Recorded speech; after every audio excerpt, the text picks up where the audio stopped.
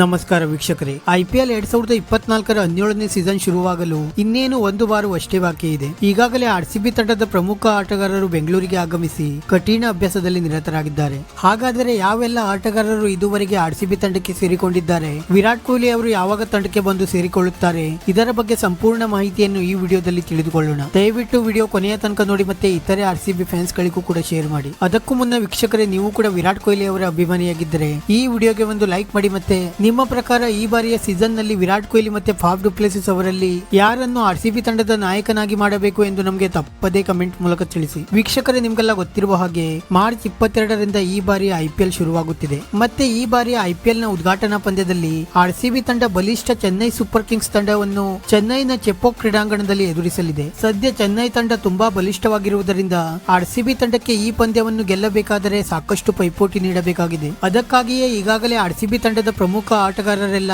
ಬೆಂಗಳೂರಿಗೆ ಆಗಮಿಸಿ ಕಠಿಣ ಅಭ್ಯಾಸದಲ್ಲಿ ನಿರತರಾಗಿದ್ದಾರೆ. ಇದುವರೆಗೆ RCB ತಂಡಕ್ಕೆ ಗ್ಲೇನ್ ಮ್ಯಾಕ್ಸ್ವೆಲ್, ನಾಯಕ Faf du Plessis, Dinesh Karthik, Alzarri Joseph, Suyash Prabhudesai, Anuj Rawat ಸೇರಿದಂತೆ ಘಟಾನುಘಟಿ ಆಟಗಾರರು ತಂಡಕ್ಕೆ ಬಂದು ಸೇರಿಕೊಂಡು ಕಠಿಣ ಅಭ್ಯಾಸದಲ್ಲಿ ನಿರತರಾಗಿದ್ದಾರೆ. ಮತ್ತೆ ವಿರಾಟ್ ಕೊಹ್ಲಿ ಅವರು ಸದ್ಯ ವಿದೇಶದಲ್ಲಿ ಇರುವುದರಿಂದ ಇನ್ನೇನು ಕೆಲವೇ ದಿನಗಳಲ್ಲಿ RCB ತಂಡಕ್ಕೆ ಬಂದು ಸೇರಿಕೊಳ್ಳುತ್ತಾರೆ ಎಂದು ಹೇಳಲಾಗುತ್ತಿದೆ. ಕೆಲವು ಮೀಡಿಯಾ ರಿಪೋರ್ಟ್ಸ್ ಗಳ ಪ್ರಕಾರ ವಿರಾಟ್ ಕೊಹ್ಲಿ ಅವರು ಮಾರ್ಚ್ 17ರಂದು RCB ತಂಡಕ್ಕೆ ಬಂದು ಜಾಯಿನ್ ಆಗಲಿದ್ದಾರೆ ಎಂದು ಕೂಡ ವರದಿಗಳು ಪ್ರಕಟವಾಗಿವೆ.